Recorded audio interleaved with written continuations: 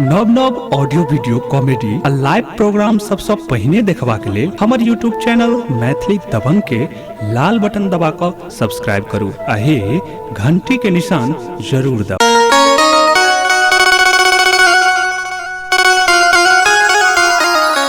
जब भगवान श्री रामचंद्र जी लंकापति रावण को पराजित करके माता सीता को लंका नगरी से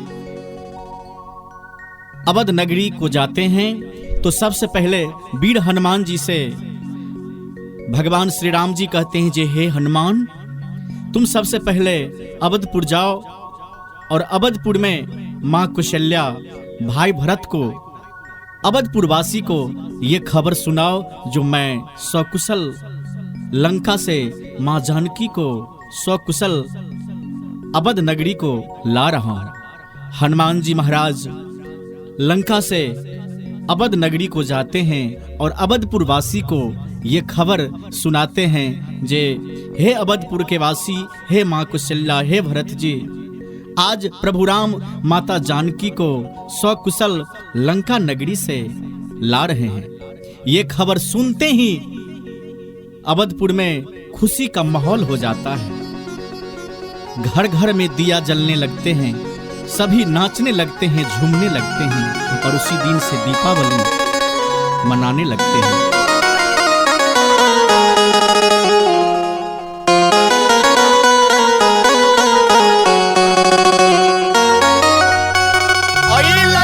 खबरिया लेके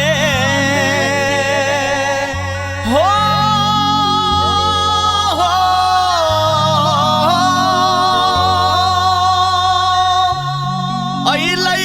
खबरिया लेके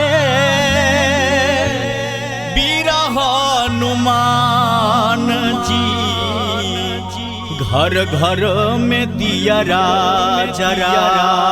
जरा ऐथिन श्री राम जी घर घर में दिया जरा ऐथिन श्री राम जी घर घर में दिया जरा।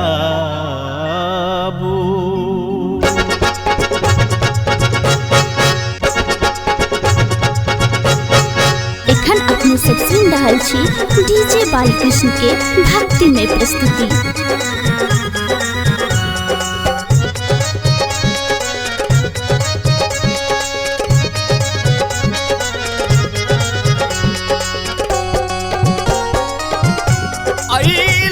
खबरिया लेके वीर हनुमान जी घर घर में दिया जरा ऐथिन श्री राम जी घर घर में दिया जरा ऐथिन श्री राम जी घर घर में दिया जरा।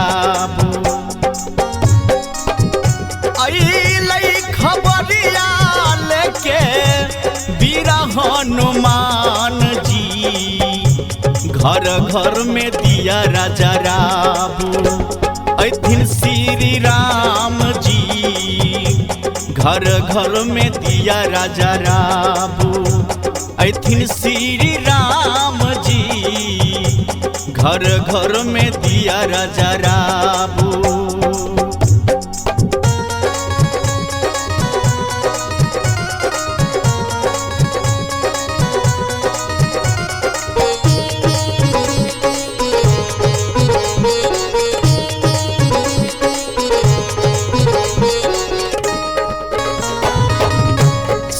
संग में लक्ष्मण अइतै आरो माता जानकी संग संग में लक्ष्मण अइतै आरो माता जानकी दिया बाती बारू सब कियो अयोध्या धाम की अयोध्या धाम की हो सब कियो अयोध्या धाम की अयोध्या धाम की। सुन के कहैया भरत, सुन के कहैया भरत, सुनु हनुमान जी केते दूर आबै भैया प्रभु श्री राम जी, केते दूर आबै भैया प्रभु श्री राम जी, केते दूर आबै भैया।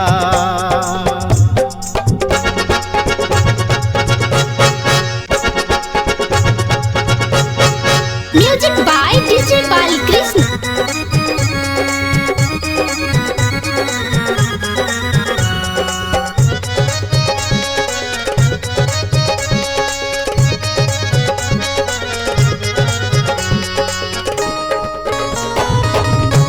माता कौशल्या रानी दिया राजा राबैया, माता कौशल्या रानी दिया राजा राबैया, मंगल गीत अवध में घर घर बजाबैया, घर घर बजाबैया हो। मंगल गीत अवध में घर घर बजाबैया, घर घर बजाबैया।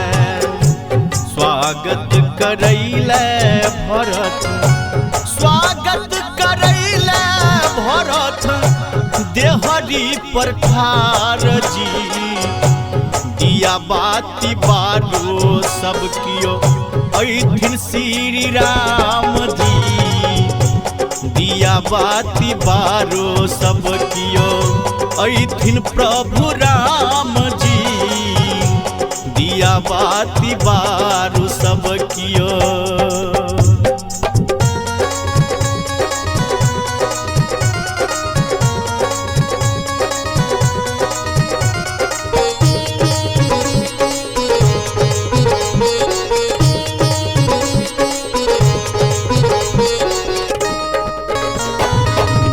शंभु यादव के यहाँ सब सुनै छी आवाजियो, शंभु यादव के यहाँ सब सुनै छी आवाजियो, साल भर में एक बेर आबै दिवाली त्योहार यो, दिवाली त्योहार यो।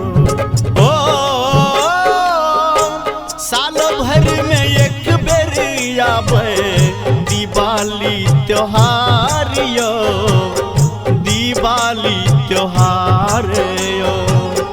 राइटर राम नारायण कहे, राइटर राम नारायण कहे, छोड़ू काम काज जी, दिया बाती बारो सब कियो ऐथिन श्री राम जी, दिया बाती बारो सब कियो ऐथिन श्री राम जी, दिया बाती बारो सब कियो।